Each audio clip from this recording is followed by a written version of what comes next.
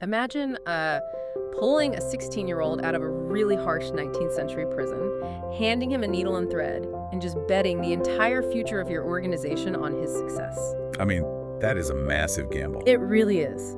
You aren't just giving him a pep talk, you know? Yeah. You are giving him a bed, a trade, and your undivided attention. And that is the messy, totally unpredictable world of youth mentorship. Right, because usually when you are managing a project, there is this expectation of precision, like you input the right variables, you get the expected output. Yeah, it makes perfect sense on a spreadsheet. Exactly.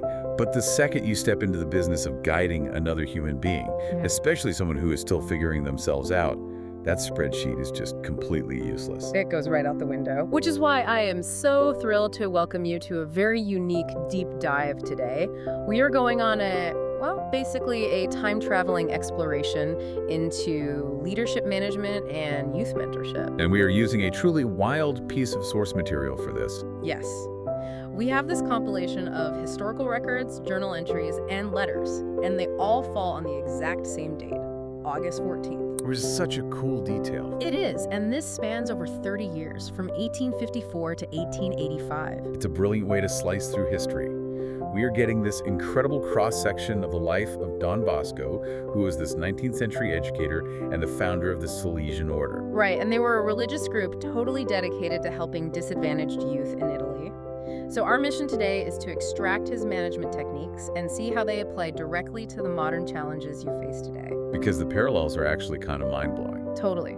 We want to build a practical bridge between that intensely localized community support of the 1800s and today's educational and corporate environments, which, we all know are facing massive crises of burnout and disconnection. Absolutely. The burnout is real. Okay, let's unpack this. Start at the absolute foundation of mentorship, which is the definition of being present. Yeah, the concept of presence is really where everything begins with him. And looking at the earliest chronological entry in our August 14th slice, it gives us a really vivid picture of this. This is the 1855 entry. Yeah, exactly. Yep. In 1855, Don Bosco's head supervisor, they called him a prefect, officially accepts guardianship of a 16-year-old boy named Louis Pisiello. And this teenager was being released directly from a reformatory, basically a youth prison. Right into their care. They admitted him to their hospice.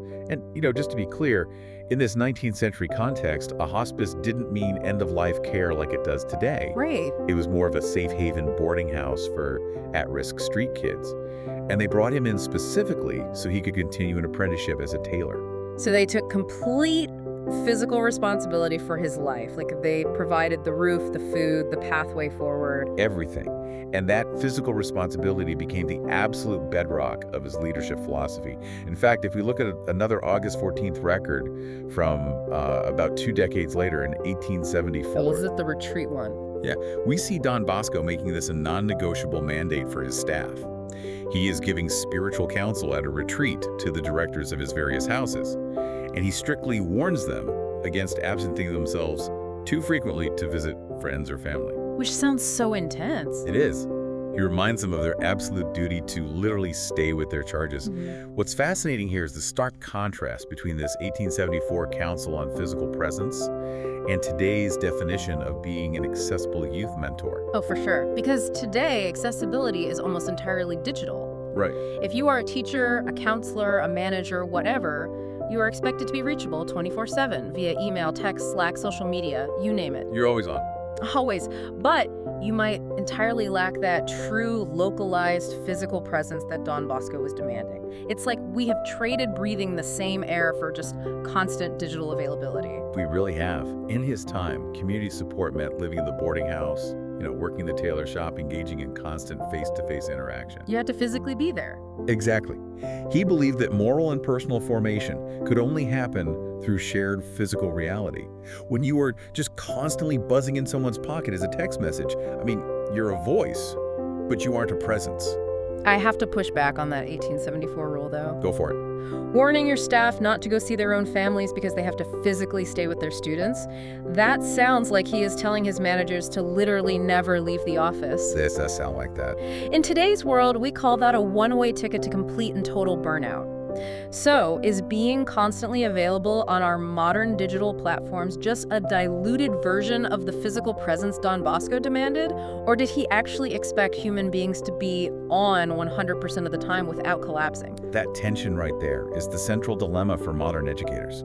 When you are digitally available to everyone, you are physically present for no one. Oof. But if you attempt to be physically present for everyone all the time, managing the heavy emotional and material needs of troubled youth, you will inevitably collapse. The only way Don Bosco's mandate of extreme physical presence actually works is if you have an engine running quietly in the background to support it. And he actually built that engine.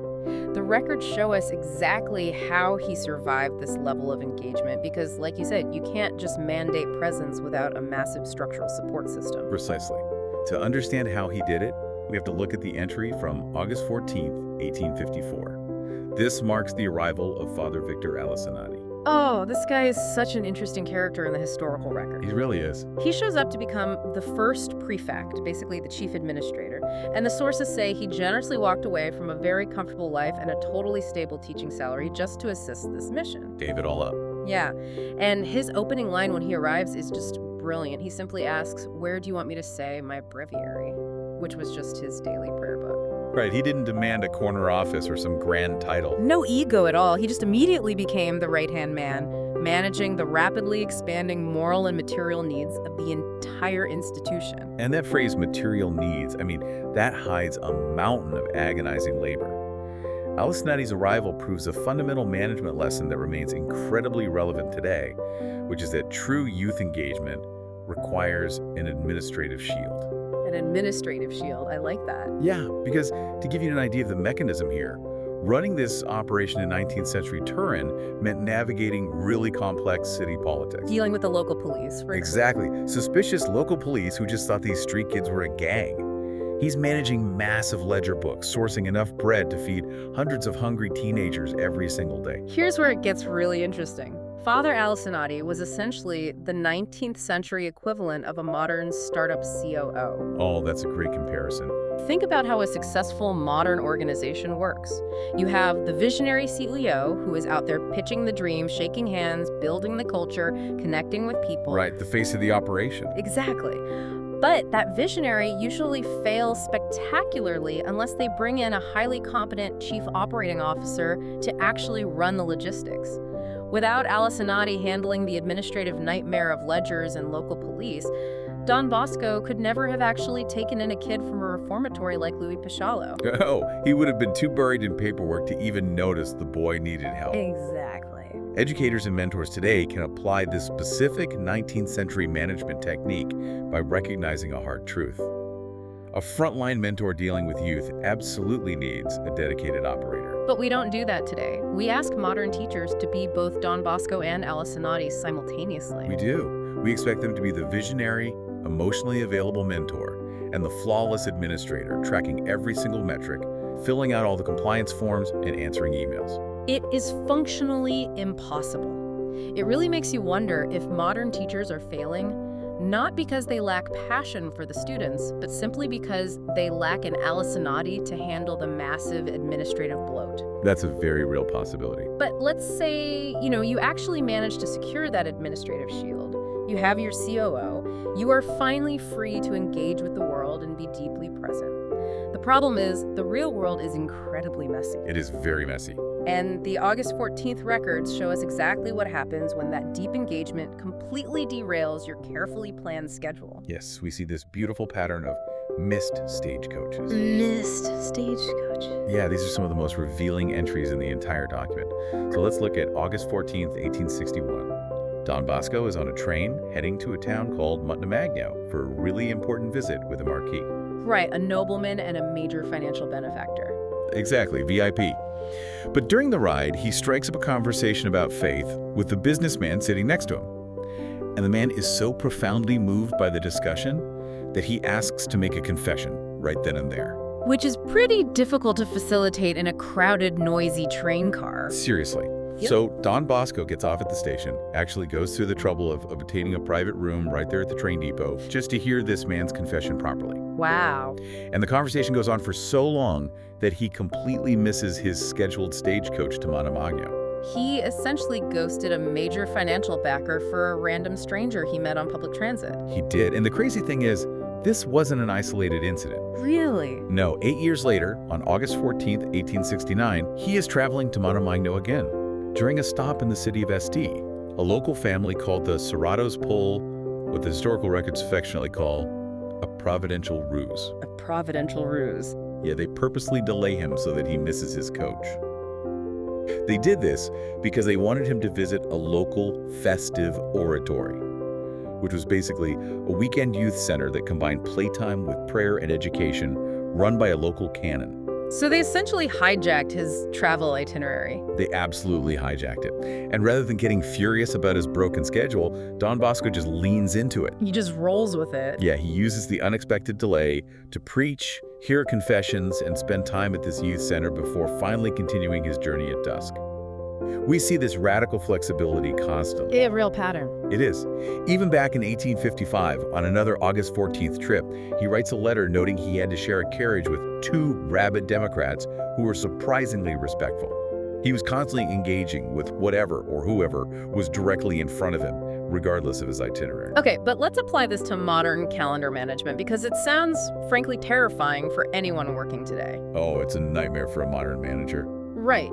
If a nonprofit director or a corporate mentor today missed a scheduled meeting with a massive financial backer because they got caught up talking to a random person at a train station, they would probably be fired. Their board of directors would completely lose their minds. We live in an era obsessed with back-to-back scheduling, calendar optimization, accounting for our time in 15-minute increments. How can anyone today possibly balance this beautiful 19th century spontaneity with 21st century accountability? If we connect this to the bigger picture, it requires a complete paradigm shift in how we define the work. Okay, how so? Well, if you're managing a team or a classroom today, your schedule has likely become your master.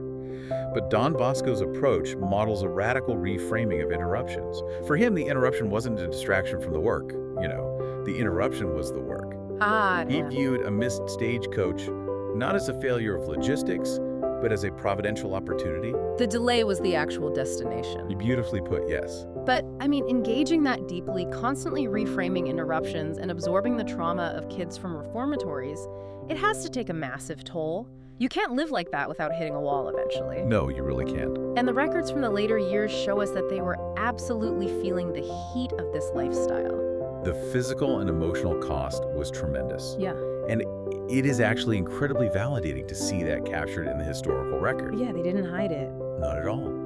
On August 14th, 1876, there is an after-supper conversation at the oratory that turns into a full-blown, intense debate among the staff about whether their relentless work was killing off Salesians before their time. Wait, they were literally debating if the mission was physically destroying them? Yes. The members of his religious order were looking around saying, "This is killing us." Which just proves that burnout is not some modern phenomenon caused by smartphones and email. They were wrestling with organizational exhaustion in the 1870s. Exactly. Don Bosco actually has to stand up and address the assembly for 15 minutes, using theory and practical examples to passionately defend their intense commitment to labor. Wow. He does. But what is crucial is how he managed that intensity over the long haul, because the work never really stopped. Even in 1884, near the end of his life, the records show him still dealing with bureaucratic headaches. More admin stuff. Always. He's trying to navigate Vatican red tape to secure papal honors for a benefactor named Monsieur de Montigny and gets delayed over some misunderstanding about noble status. So the administrative burden was literally still chasing him in his final years. Yes. But we see his strategy for combating this burnout in a letter dated August 14th, 1885. Okay, what does he do? He is writing from a paper mill in Mathi to a Father James Tomatis, who is stationed all the way in Argentina.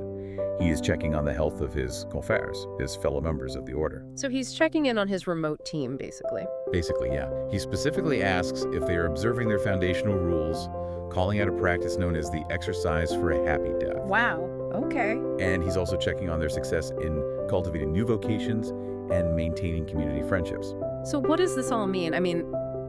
In 1876, he is passionately arguing for this life-consuming commitment to labor, basically telling them to work until they drop. Right.